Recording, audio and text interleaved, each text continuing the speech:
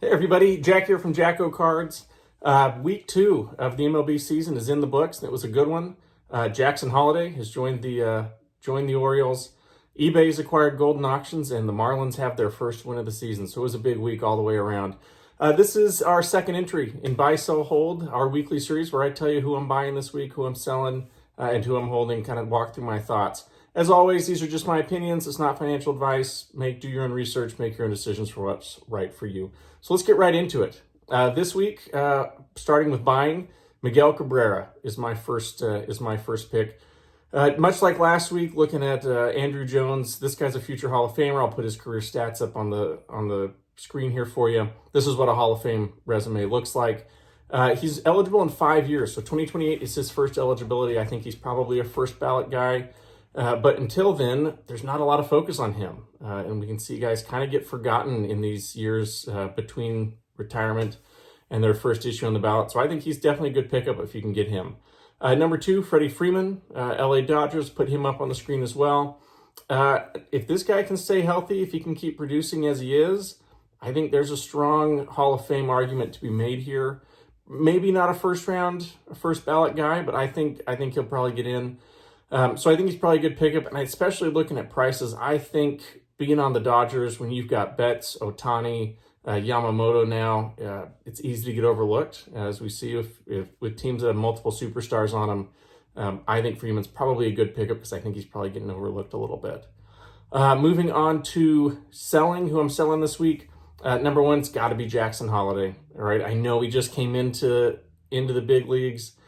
Struggling a little bit, but that's fine. Well, it's been like 3 games now. I'll put his stats up here. This is only through his first 2 games. Struggled again tonight, 3 strikeouts and 3 at-bats.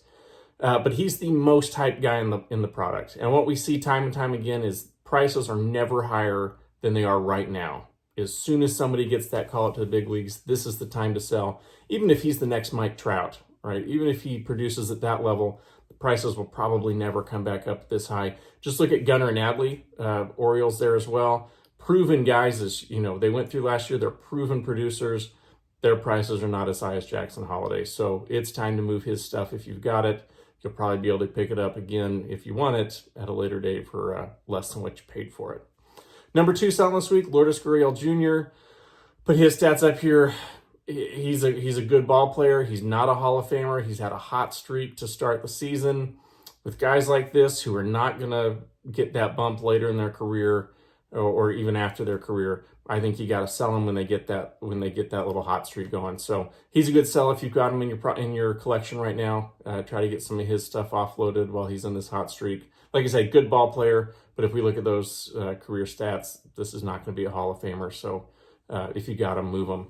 And then we move on to holds for this week. Only 1 hold this week, and it's very similar to last week's Soto argument, and that's Anthony Volpe, also on the Yankees, having an incredible beginning to 2024. And much like Soto, with the Yankees doing as well as they are, there's a potential they're a contender in the postseason, which will obviously give a bump to somebody who's one of their superstars.